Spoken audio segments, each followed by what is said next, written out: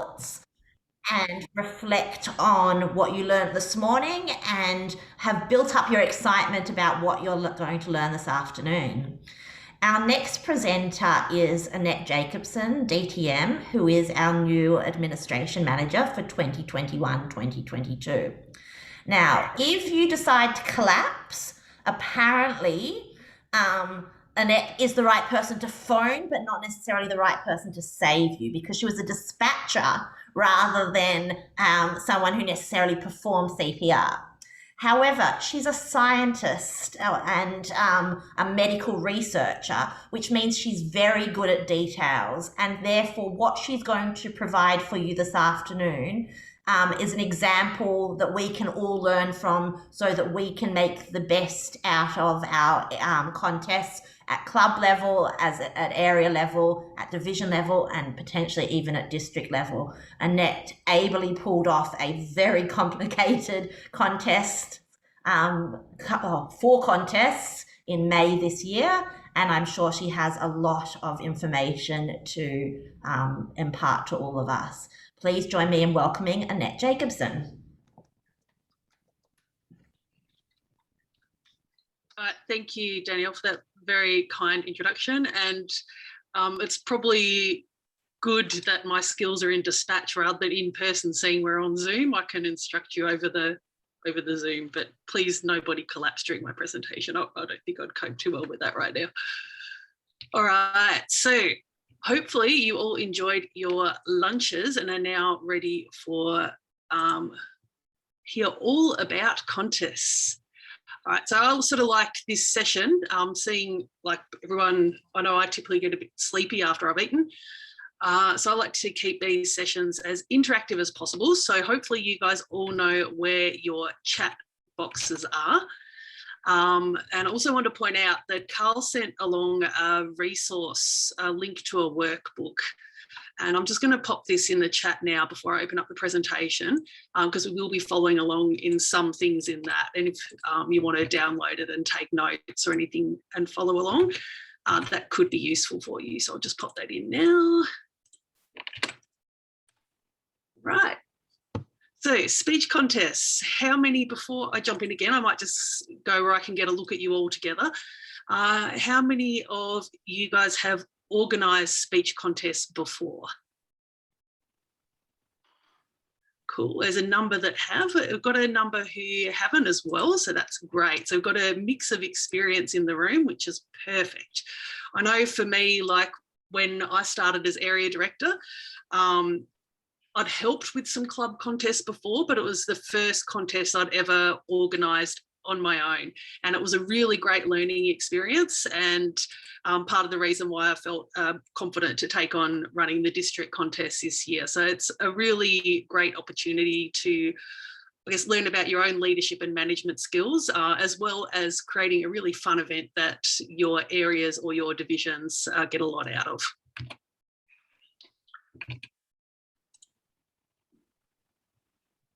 Alrighty. So just going to position a few things up so I can see the chat, I can see you guys. All right, so I guess we're going to start off. So for this presentation, there's a few things we're going to go through today. So this is, we'll start out like, I guess, why we have contests. So it's important to know that like, this is an event that we run. It's not just because Toastmasters tells us to do it. There's actually some reasons behind it. I want to go through a bit of event management, some things that you might want to take into consideration when you're planning your contest. We need to discuss the contest rulebook, which is the Bible for all contests. And also, just to know as well, that there's some changes that we'll go through. At the end, we'll go through some challenges and tips, and also talk about some resources, but resources will be scattered around throughout as well as we go along.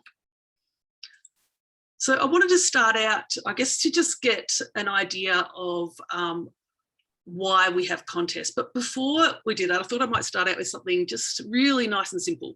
So what are the 6 types of speech contests that are recognised by Toastmasters International? I would love some answers in the chat about this, see if we can get them all. Ooh, tall tales, Kevin going up front with tall tales. and video, evaluation, international from Eleanor, table topics, and humorous. We've got them all. That's amazing. All right, so the ones that you'd be more familiar with in this district are the international, evaluations, humorous, and table topics.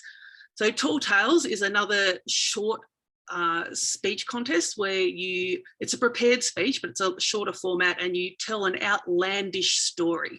And it's really about developing your storytelling skills and expressiveness. So that's the sort of skills that Tall Tales brings out.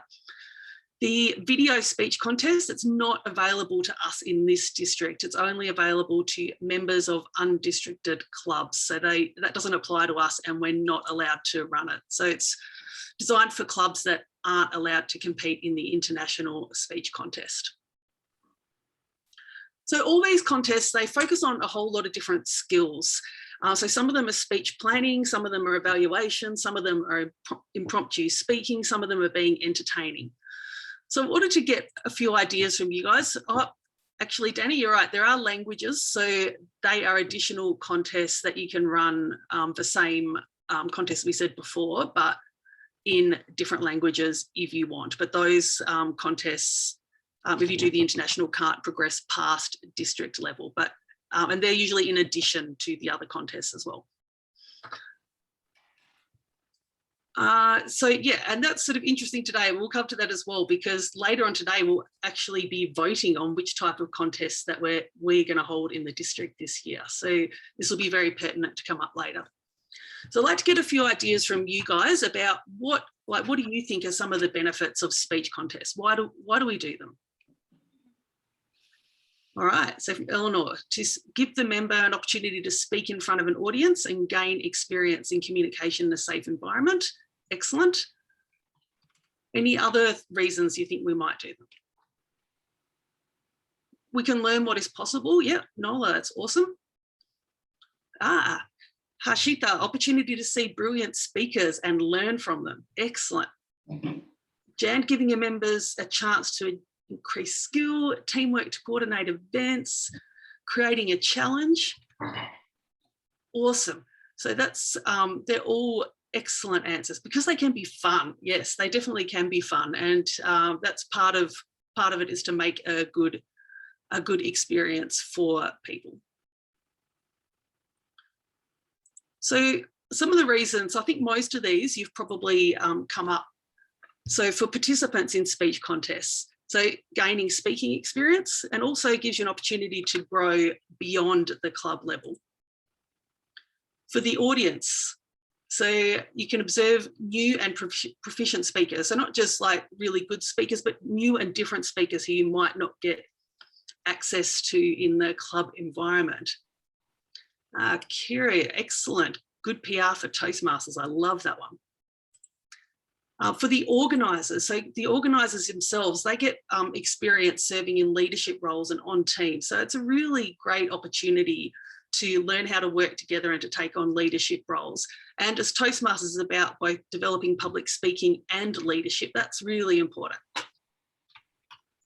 So there are more reasons. For all members, it gives opportunities to meet personal and professional goals. And yeah, for all members as well, increase friendship circles. That would come under this category too.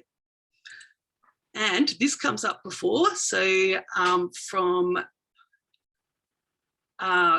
before, like, help to develop an awareness of Toastmasters in the community. So it's really important as a PR opportunity as well. And it also, just for your clubs themselves, if you look at what a contest can bring to your clubs in the district, increases the visibility of clubs and stimulates membership growth. And this can be either just through, like, I guess, broadening the knowledge of your club in the general community. Some clubs we had recently, before one of our contest winners, Fiona, had an article posted in one of her local papers about that, and that gives a really great promotion opportunity both for her and for her club and for Toastmasters in general. So those are sort of opportunities that we can use from contests as well. All right, so what do you think? Why do you think you guys as area division directors area and division directors, what do you think is probably the main reasons why you should know about how to run contests? Aside from the fact that you are possibly going to be involved in like running the contests.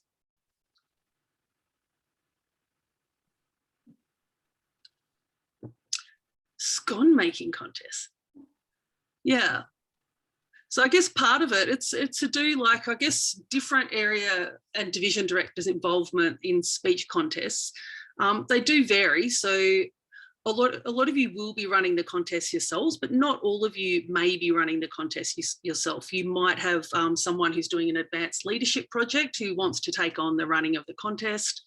You may delegate that to someone else if you've got a team of people who are helping you out in your division or your area. So you may be delegating that responsibility over to someone like that.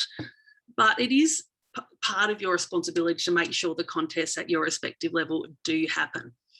So whether you're sort of there doing them or you're organising a team of people to take on the tasks, it's something that you need to know about.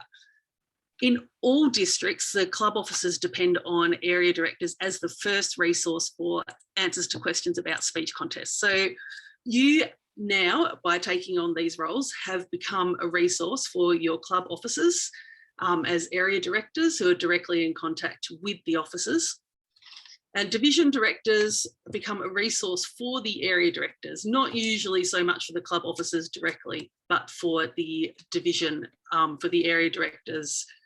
You might get some of the curlier questions that come up from the area directors as well about contests that they may not be able to find answers for.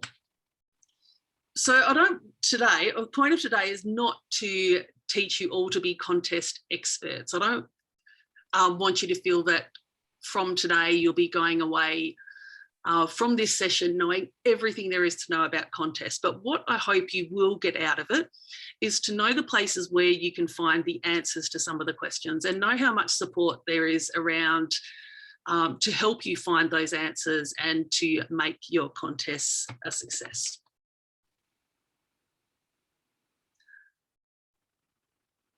All right, so we're going to get onto a little bit of event management.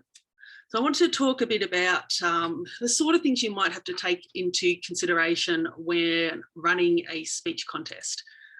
And the first thing, I just want to ask a couple of really simple questions again. So what is the only type of contest that a district must hold? International. International, excellent. And how many other additional contests must a district hold, or can a district hold? Sorry, how many? 3. 3. Yep, so they can hold up to 3 contests. They don't have to hold 3. They could hold the international +1, +2, +3, or even +0, I guess, if they just only really wanted to run the international. But you can have up to 3 out of the additional 4, so not counting the video contests that are available on the list of recognised contests. Anita, sorry, what does it mean like 3? Like, I know international contest is compulsory, and Yep. along with it, so the district needs to have 2 more contests, or I did not get what exactly the 3 means. Sure. They're allowed to hold up to 3 additional contests per year. So they can choose from the humorous contest, from the table topics contest, from the evaluation contest, and from the tall tales contest. So they can do an additional 3. So as a district, we usually do an additional 3, and it's normally evaluations, table topics, and humorous, but it can be any combination of those 4 contests that you want, up to a maximum of 3. But the international, everyone has to do no matter what.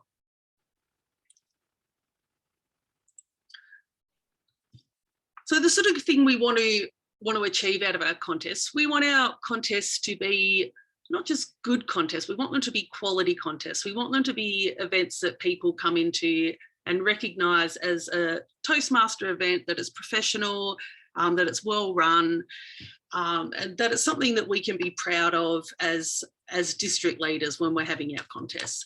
So what are some of the things that you might want to take into consideration? What what makes a quality speech contest? What are the things you need to consider? Having a proficient contest chair, Proficient contest chair, excellent. yeah, especially in the humorous, because there is a proviso that they need to warm up the audience. I've been in a humorous contest where the contest chair did none of that. And so when you're the first speaker, you're uphill just a little. You are disadvantaged over all of the other contestants because the first, second and third have already warmed them up, but the first speaker doesn't have that advantage. Yeah, that is definitely. So well-trained contest chair and judges are super important. So you have to make sure that the people who are running the contests have on the day have the resources and the know-how to be able to do it. Absolutely. All right, so yeah, being organised, networking with others, processes, yep. So that all comes under planning, and you can see I've put that in bold there because that is super important. So you need to be organised and network and plan. All right, any other things you might want to consider?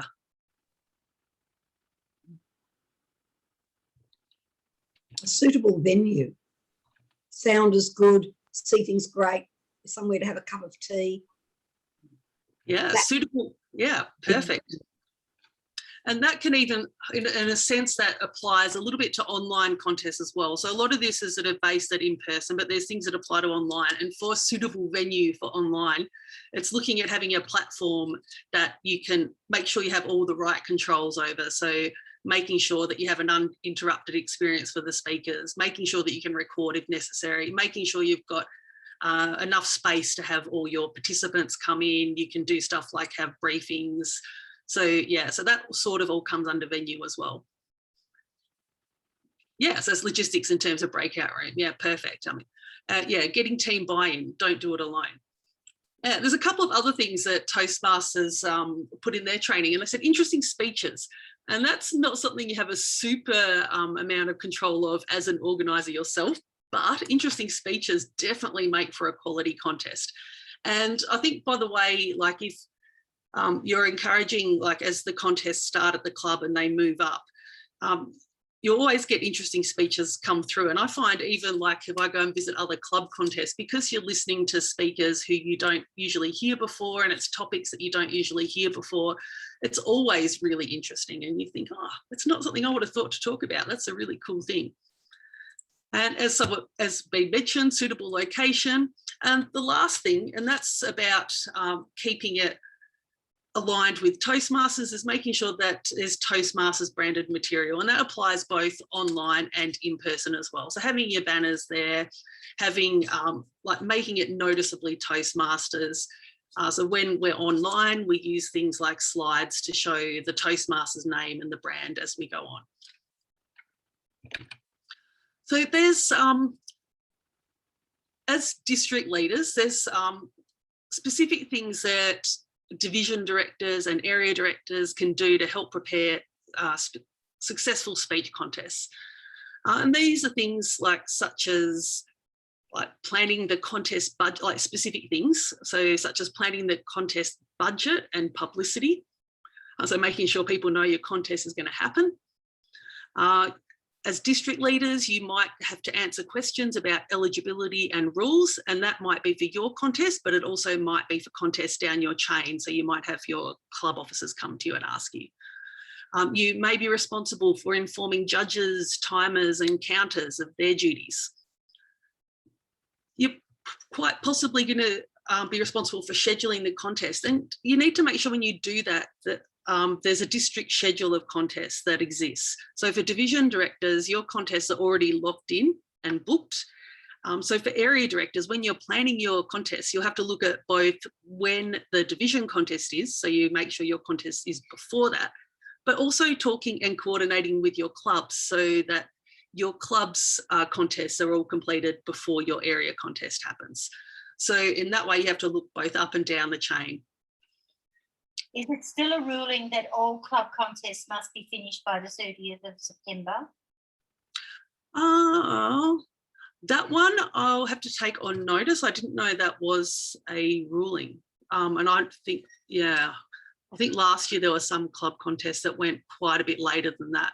Yes, they From did, memory. but I just wonder whether it's been changed or people have just stretched the elastic a bit. Yeah, if it is, it's going to be it would be a district rule, not a Toastmasters international rule, because I know a lot of international clubs don't even start their contest season until February. Okay. So yeah, so that would be something that would be a district guideline maybe. I don't think it's a rule, actually. I think it's just something, they just have to be held before obviously before the area contests are held. Previously, it used to be that club contests were done by 30th of September, area contests by the 30th of November. They were just guidelines so that area directors were confident to be able to schedule their contests in October and November, and division as well later on, knowing that all those contests were complete. But seems maybe it's gone by the by. Annette, can you please also talk about nominating a person from the club if a club contest is not held as well? Thank you. What the process is if a club contest is not held? How about nominating a person from the club as well? Yeah, so clubs are a little bit different. So clubs can decide on how to proceed people through the area in whatever way they see fit. So they can choose to nominate. They could probably choose to do a raffle if they wanted, or have some other method to put someone through. The only proviso clubs have, if a club has a contest, it must follow the speech contest rulebook. But there's no requirement for clubs themselves to have a contest. It's encouraged. It's a really good learning opportunity for clubs. And I know, like, since I did area director, I went back and organised a few club contests with some of my committees there, and it's a really, really great learning experience for the club. So if they have the capacity to organise a contest, I would encourage it, but it's not mandatory. But if you've held a club contest, you can't then decide to nominate somebody else. Correct. Once the results stand from the contest, even if nobody can then attend at area level, you can't change it around. That overpresides it. Thank you. Yep. Perfect. Excellent. So I guess the final things you might want to do, if you can, it's recommended to organise resources and maybe a committee to help. If you've got people who are willing to do so, it definitely makes your job a lot easier.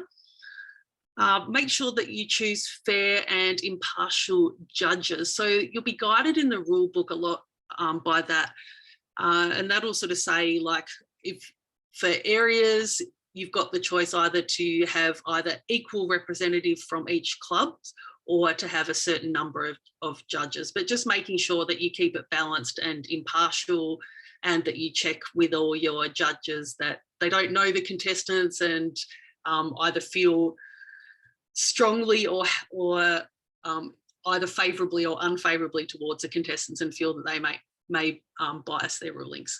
And finally is just know and abide by the contest rules. I'm finding that organising contests is more difficult now than it once was, with so many people in multiple clubs, especially when you're organising judges. You must know how many clubs. You may only know a member as being a member of one club. You have to ask the question, how many clubs are you a member of? And you've got to check that you do not ask judging from any of those affiliated clubs. And it's quite a job to do, I have to say. Yeah, it is. I know definitely that was like even before, but you're right, it's even more so now that so many clubs have been meeting online. The availability to go to multiple clubs, it's been made so much easier. So you do have a lot of people who are members of different clubs across, like within districts and even across districts and internationally.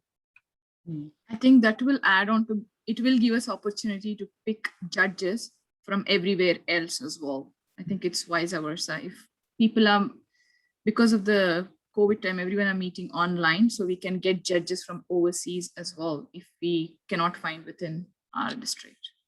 You can. I think I would like, I have sort of two thoughts about this. So I guess for a lot of these things, I like to have as much as possible to have the area, division, district who are involved in the contest, like whose contest it is, involved in the contest. But if you've tried all those levels and you can't find anyone in the local area who can assist and you still have spaces to fill, yeah, it's totally fine. As long as they're a valid member, it doesn't matter where in the world they're from. That's if you're having obviously online contests. So that's part of the decision we'll have later tonight, like later this afternoon, will be whether we're doing online or in person for area and above. So clubs can still choose to do whatever they want. Just curious to know, Annette, like why was the reason you said that it's better we search within a area and the division and the district? I feel like it will be more fair if we get someone from outside. That's what I feel. Yes and no. I mean, if you've been trained to judge correctly, there shouldn't be any bias. And there's like the district's pretty broad.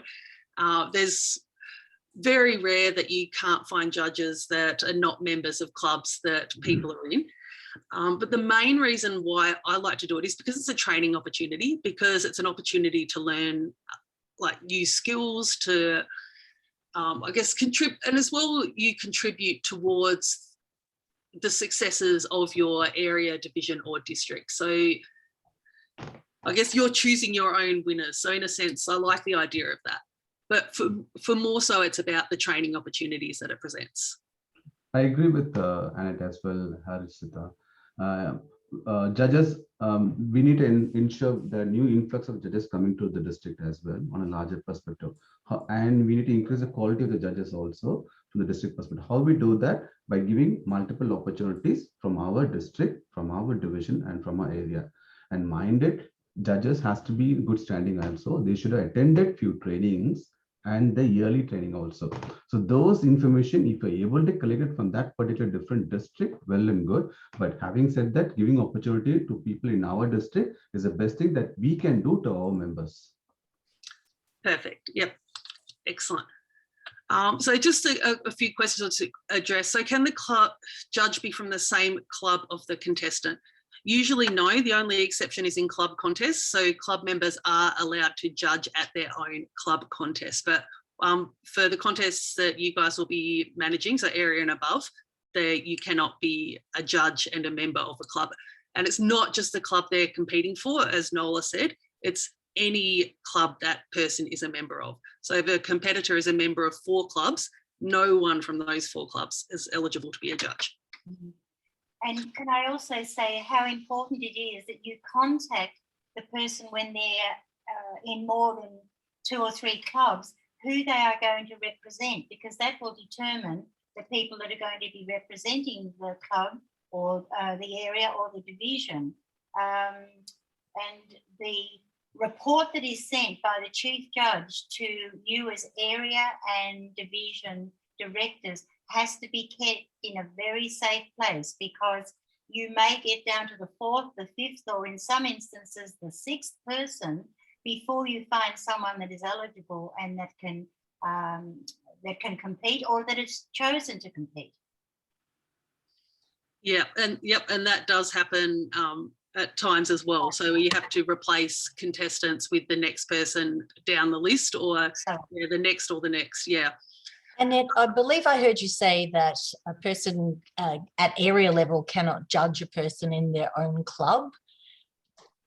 So that actually applies to club. That's okay. But area, that can be. Area you can. You're right. Yes. Yep. Area you can. So, so it's from division and above. So area, because you can have equal representation from the areas, and all areas, the clubs and all areas will be competing. So yeah. That's right. So if you've got equal representation, that's fine. Yep. All right. And can directors be judges? Yes. They cannot be contestants, but they can be judges. If you mean like area directors or division directors, absolutely, you can be judges. And my question to you or to everyone, if you are disqualified at a club contest and you run out of all of the people that came 1st, 2nd, 3rd and 4th, can the disqualified person compete? Absolutely not. Okay. That is the correct answer. Well done, Annette. Yeah, cool. Can I put one more question in the same context for the benefit of everyone? Say if a club has a contest, and if the single person is contesting as well, and no other person is contesting, and if the person did not meet the timing requirements, what will happen? They're disqualified. So in rare cases, there will be there could be a circumstance where there is one person in a contest. The contest still has to be held, and they must still meet eligibility, timing, and originality requirements of the contest. So if they don't, then there's just the contest is over. At that branch of the contest just finishes. Extend the questions. Now the person is disqualified. Now the club can nominate anyone? No. Once the contest has been held, contest results are final. Thanks. I asked the question for the benefit of everyone's understandability. Perfect. All right, so I'm going to add just a little bit extra on some planning here, because as I bolded it before, planning is super important. Now, the biggest tip I can give you is to start early. So what would be, I guess for most people, what would you think a reasonable time frame? When I say start early, how early is early? When is the district contest? The district contests are in May of every year. The division contests already scheduled. They go like February to March. They're all posted up here now, the division contests. Yeah, so if you're planning, say, an area contest or a division contest, do you think 2 weeks, 4 weeks, 6 weeks, 8 weeks? When I was area director, I had all my judges at the training that we're holding now, because we could talk, walk around and talk to people, and I had them all lined up before Christmas. So I just sat back and relaxed after that. Because the judge is the most difficult to find, I think. Yep, I guess yeah. So there's sort of like a little bit of a limit. So you can start your planning up front for sure as early as possible. I'd say the absolute minimum you'd want to do is 4 weeks, but 6 weeks is much better. And if you start planning even further ahead, you'll be a lot less stressed. I guess the only thing I'd say, just with being careful with planning too far ahead, is you don't know who your contestants are going to be that far down the track. So you may have to end up shuffling your judges, but as long as you're aware of that, then that's all perfect. They were all area directors and division directors that I got as judges, you see, so they wouldn't have been competing. Oh yeah, but they still might have club members who are competing. Oh, well, that's true. That's true. Yeah. All right, so start early. Because we have had, last year, we had people asking for judges and people to fill in roles sort of a week before their contests. And in some instances, 2 days before their contests. You can't, just put it out there to all of the membership. Would you please let me know if you can be a timer or a contest chair or a judge? I don't know how those areas survive, really. Yeah, and sometimes it happens that people do try to organise stuff earlier, but they just have vacancies that come up at the last minute. I know that's not always the case. Sometimes it is an organisational thing, but sometimes circumstances happen and either like you can't get the roles filled because you can't get enough volunteers, or people drop out for various reasons. There's a number of reasons why people have to drop out of commitments, which are all perfectly legitimate. But yeah, so if you start earlier, you will avoid less of those sort of problems of having to be the day before writing manic emails like, oh, help, something's going on, like what's happening. So yeah, so if possible, recruit a team, get people to help you. Each other are your greatest resources. I had a few people say here that like talking about recruiting from within your area director and division director pool. As you guys can't compete, you already know that you won't be competing. So yeah, you can definitely help each other out and reciprocate in judging each other's contests or doing other officiating roles or helping out with catering or planning or anything else that you want to help each other out with. And finally, just use your resources. There's plenty of resources around from There's stuff from Toastmasters International, from tutorials from the district, everything like that. So just don't feel like there's, I mean, we're each other's resources. Your district leaders are your resources. So don't feel like you're unsupported and there's nothing out there for you. There's plenty of stuff out there. And if you're not sure where to find it, we can help you find all of that. All right. So now we're going to get on to some of the meaty bits of this. Now, some of this we've touched on already. This is the new speech contest rulebook, and I might actually give you a link to that one as well for those of you that don't have that yet. So it was only released a couple of days ago. All right, so hopefully you've got that link now. So it's a new 2021-22, and it just became valid 2 days ago, hot off the press. So the speech contest rulebook, it is the ultimate resource for contests. It has pretty much all the information in there as far as the rules. It's got checklists for organisation. It's got heaps of stuff in it. It's quite a big document. So it's something that you might want to have a flick through and just get familiar with before you start planning your contest, because there's a lot of stuff in there to become familiar with. The speech contest rulebook must be adhered to in all Toastmasters contests. So this is from club level up. So even though clubs don't have to hold a contest, if they do hold one, it must be run by the rulebook. The speech contest rulebook is also updated once a year. So this one is slightly different to the one that was released last year. And there's ways that you can pick out the changes in the rulebook. So these changes, they're made through what they call an administrative protocol review process, and it has to be approved by the international president and the executive director. So the sort of things that you can find in the speech contest rulebook, there's a whole lot of different categories, and they cover stuff like policy, eligibility, selection. There's even stuff on speech subject and preparation, general procedures, timings, protests, and use of props.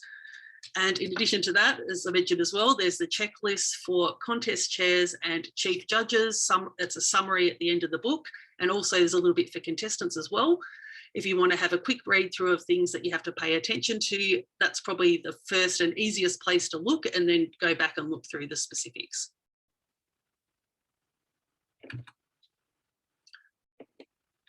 All right, so we'll talk a little bit about changes to the rulebook, because that's something, if you've run speech contests before, you've got to be aware that there are changes that happen every year.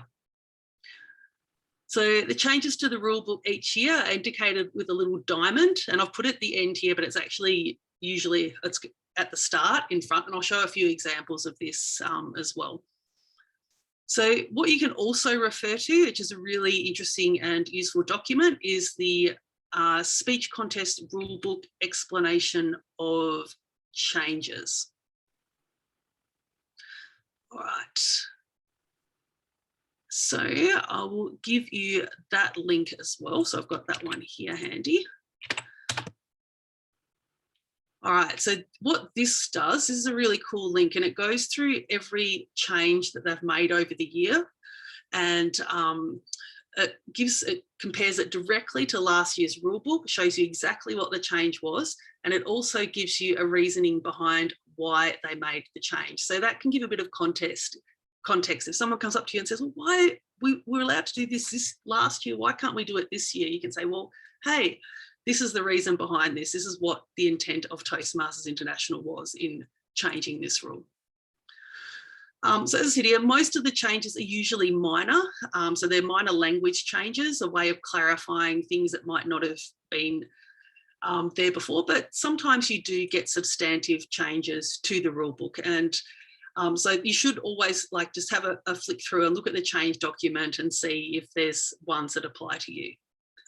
And I'm going to go just a couple of examples from the changes in this year's rulebook. So up the top, This is what it looks like in the rule book. So you've got the little diamond before the section. So normally it's just the section with like the little triangle without the diamond before it. So the diamond indicates that a rule has changed. So this is a new section to a rule in the speech contest checklist. And they've added a section. So normally what we've had to do in previous years, so when the speech contest introduces a contest, they have to inform the audience that the rules have been reviewed with the chief judge, that the contestants know where the timer is, and that you're not allowed to take any photographs. So this year we've got a new thing that all contest chairs must say. So it says must on this side here. So it must be read that each contestant selects their own speech topics. Some of the content may be personal in nature and contain language, ideas, or beliefs that some audiences may consider sensitive. So we've now got a disclaimer at the start of speech contests. So this is a new thing this year, and that is, I think, what some people were doing at speech contests already, and they've just now made this a uniform thing that everyone must do to keep things consistent. And as they said, also to demonstrate courtesy to attendees.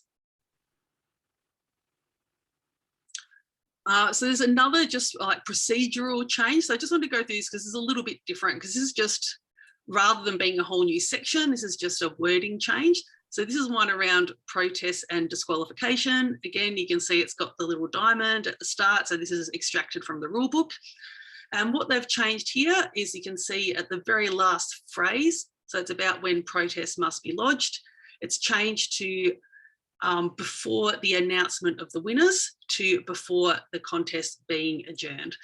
And the reason they've done this now is for this year, the rule book has expanded to say that you don't have to announce the results during the contest if there are multiple things happening in the same event. So if you have an event with multiple contests, or if you have a conference and you want to wait right until the end of the conference to announce the results all together, you're now allowed to do that by the rule book, but you must close the contest before like at the end of the contest. So you'll close the contest without announcing the results, and you are not allowed to protest once the contest is closed. So that saves, say at a conference, people being able to lodge protests over 2 days until the results are announced, which I think was happening before because some events were being held where the results were later than the actual event itself.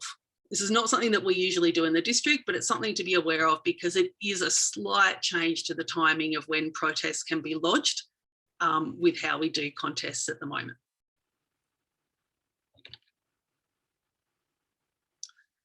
All right, so are there any, I guess, questions about this sort of stuff? These are the only two I'm going to go through. There's a whole lot of changes. A lot of them are not really relevant to us. They relate to video contests, and there's some about international, contests in other language, which we also don't run. There's a few changes on that and a few small changes on eligibility, which are worth reading through, but they were mostly things we were doing last year around district officers who are being elected or have nominated for election not being able to officiate in speech contests in any way. There is one there, Annette, and that is in regards to if you're still in the contests beyond club level. Last year, you could be a chief judge at an area or division contest, but now even that is ineligible. Ah, okay, that's another interesting one. I hadn't picked that one. All right, excellent. All right, just check how we're going for time.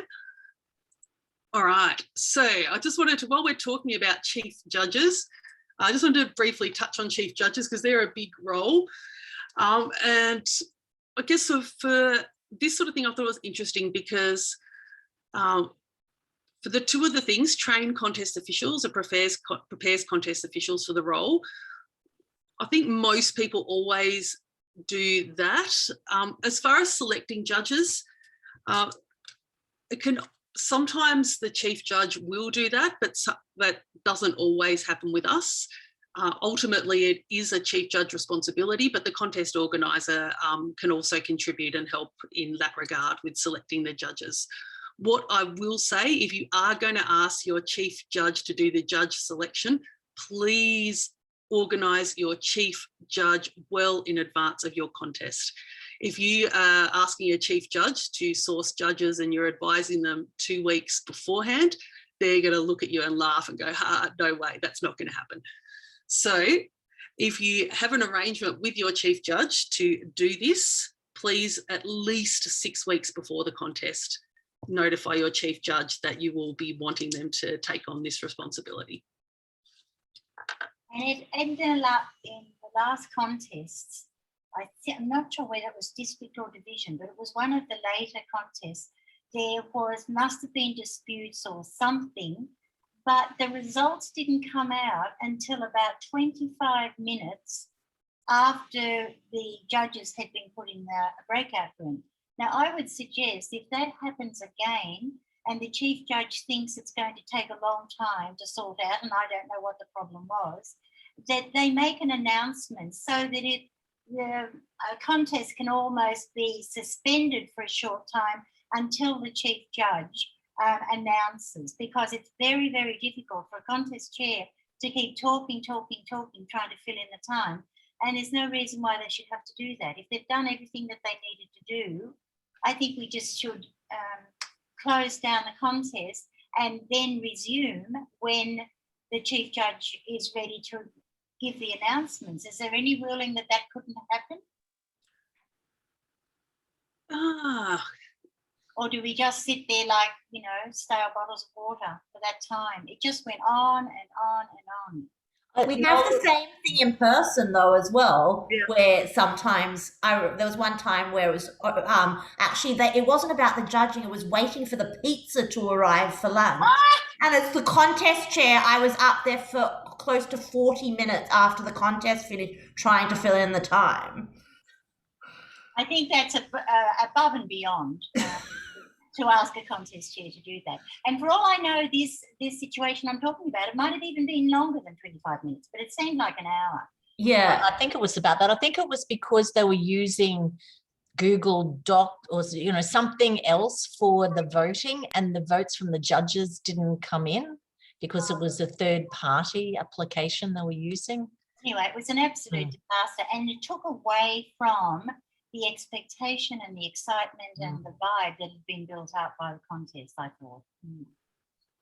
Yeah, I guess that these sort of things do happen. I guess it's different in person, but even in person, if you have a protest or some lengthy discussions that go on, there's going to be circumstances where the amount of time the contest chair will be speaking to the contestants might have to be extended.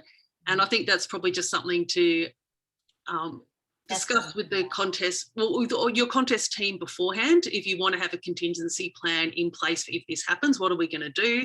Are we going to have keep going with interviews? Are we going to have a pause? Are we going to do a round robin? Or are we going to have something that we're going to do to fill in that time? But yeah, those circumstances, you can't pre-plan for stuff like that. So it's just discussing beforehand. If this happens, what do we want to do? And have an agreement between everyone. There is a way of getting around these sort of aspects at the higher level.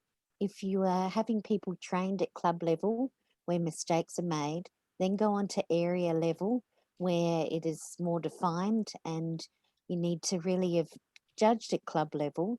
If you're working on your skill base and working through so that by the time you hit district level, you have people that have at least judged 3 other times to have a practice. So it's a good way of building that club base. So make sure if you are committing to yourself or to the district and saying, I'd love to be a judge, and you have never judged before, please do not do that, because it really does hold up the whole system.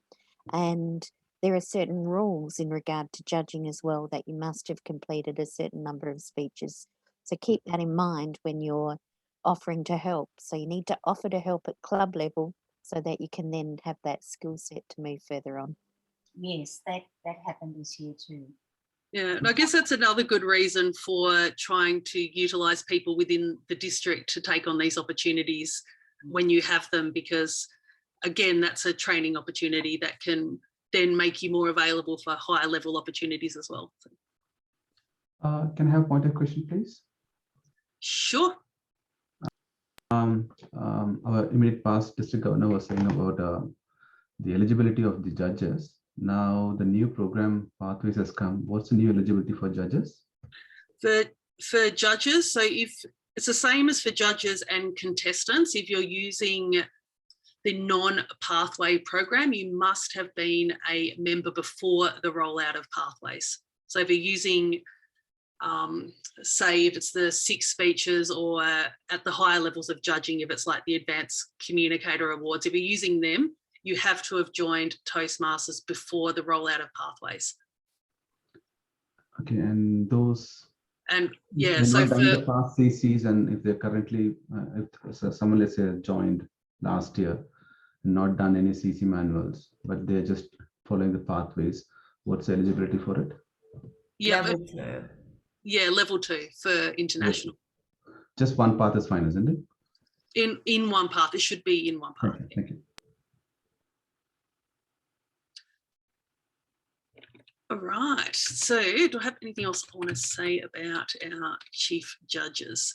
I think that's mostly, I just want to say that I think, as this has sort of come up a bit as well, so a lot of the issues related to judging, they tend to arise at lower levels of competition, particularly at area level, and that's it can often be just because of a lack of training. And it's not saying that you shouldn't give new people the opportunity to judge, because it's one of those like catch-22s, like when you go for a job and it's like it's a graduate position but you need 5 years experience, so everyone needs to get experience somewhere. So it's just knowing the resources that are available to help new judges to be able to take on the role. So there's like tutorials from Toastmasters International that are available online. We've also got some videos in the District 73 YouTube that can help with stuff like that as well. And also just making sure an experienced member of the club, so the chief judge will coordinate this, but also within your clubs, you can talk about judging and like what's the requirement for judging, and have people who've done it before talk with newer members about this is what it means to be a judge. These are the sort of things you have to consider. It's different from evaluating. This is how it's different. So yeah, help each other out in that as well, and encourage new people to take it on, particularly like, I guess, at club level and then area level. The club can also have a mock contest where you actually do practice through the roles. So sometimes there's often the competitors that compete all the time but don't know what the other roles are. So it's good to see it and discuss it as a mock view of exactly what's going to happen when you do hold a contest, and that can help everyone. Yeah, perfect. So our clubs run mock contests before, and we've always found them really, really useful for our members. So we do a mock contest, we do it like in sort of like March, April, and that way it's, so I guess, around when all the other contests are finalising up, and then we've got a few months to think about planning our own major speech contests. Yeah, Nola. Just one last question. Can I make comment on the Zoom master that's running the contest, and just say it's not about the Zoom master. I was involved in a couple of contests where the Zoom master was interrupting and having more to say than the contest chair. And I just think there are a lot of other examples when the Zoom master was hardly heard from or seen, but I really think that the Zoom master is there to handle the technology and nothing else. Maybe other people didn't experience that, but I certainly did. Yep. Definitely. It's a background role, and some people made it a very prominent role. They did. And I just think, just to be aware. Excellent. Yep. So I guess, yeah, that's again sort of, I guess, things on how you want things to work as well. Yeah. So I think a background role, in my head, I sort of think of the Zoom master a lot as like how a sergeant at arms would be. So they're there to get the place organised, the room organised, make sure everything's coordinated properly. But they're usually, once the contest starts, that they're pretty much just in the background. They don't have to personalise everything. And I would like to recommend to everyone that our Graham is a person who certainly stays in the background and doesn't put himself forward. And he would be my choice if I was running a contest. That's just what I'm saying. Okay. Kudos to you, Graham. All right, so I think I'm just going to go through just a few things. So we've been through the judges stuff. So yeah, training workshops are good, reviewing the rules is good, making sure you discuss bias and fairness, and also obviously make sure that there are briefings before every contest. All right, so I'm going to go through, this is a super quick quiz. I think I've got a couple of minutes left and we'll just finish on some quick resources. So what should the contest chair have ready for all contest speakers? Contest rulebook. Ooh, contest rulebook. What else? Something they'll need during the contest? Oh, Eligibility. Eligible criteria, signed up. Yep, eligibility. Anything else? And speaker positions. Speaker positions. Yep. I mean, not positions in a sense, no. And if we're on Zoom, any technical issues to be notified. Yep, so with all the briefings, but also I guess another thing which didn't come up here, participation certificates. Timing lights. Timing lights, that should be ready for the whole contest. All and, right. And we need to know how to pronounce people's names. Because Yes, sometimes, definitely. yes, I was terribly embarrassed. I mispronounced someone's name at a contest twice before I was informed by somebody else that it was incorrect. So that's really important as contest chair. And that's in the contest chair checklist as well, as a little reminder. So can clubs, areas or divisions produce their own awards for contestants and winners? No. No. Yep, short answer, no. When should the contest chair notify contestants of the time and place of the contest and pre-contest briefing? As soon as it's known. As soon as it's known, perfect. Ideally at least 4 weeks ahead. So it's better 6 weeks or more is better. But as soon as you know what it is, you tell everyone. And you should get that sheet from the notification of winners so that as soon as you have that, you know. Perfect. Where should the chief judge tell the contest judges to sit and why? They should sit as close as possible to the contestant in case there are any outside noises or technical issues. Perfect answer, Eleanor. Thank you. I don't think it is this might valid be in one for Zoom. you. Sue, what does the chief judge give to the contest chair during the contest? I think you mentioned it before. Yes, give it during the contest. Yes, at the end of the contest, you must give the notification sheet. Sorry, go on. Yep, so the notification is a full notification sheet and also the notification of results for the contest chair. Yep. All right. And what 2 events must a contestant attend before the contest? The Briefing. Contest briefing. The briefing. Briefing. The briefing, yes, contestants briefing. All right, so I'm going to go straight on to resources because we've talked a lot about the challenges, tips and chips. So I only left time for there, just in case that we didn't get through all of those. So the few resources, I don't want to point out too many, but firstly, it's the Toastmasters International website. This has all the rule books, contest forms, speech contest facts, which are really good to read through, guidelines for online contests and speech contest tutorials, particularly for judges. District 73, we have how to run a club speech contest. So it is focused at club, but it's also has some good resources for all contests, including some tips, links to more resources, including contest chair scripts and guides, and more speech contest facts.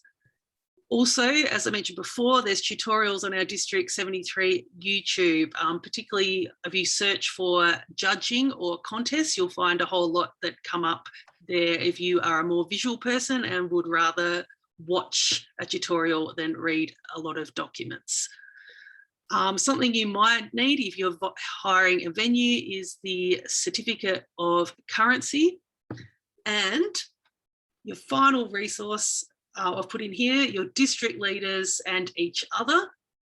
And there's also Toastmasters International. If you've got any really curly questions, they will always respond to an email if you send them one at speechcontests@toastmasters.org.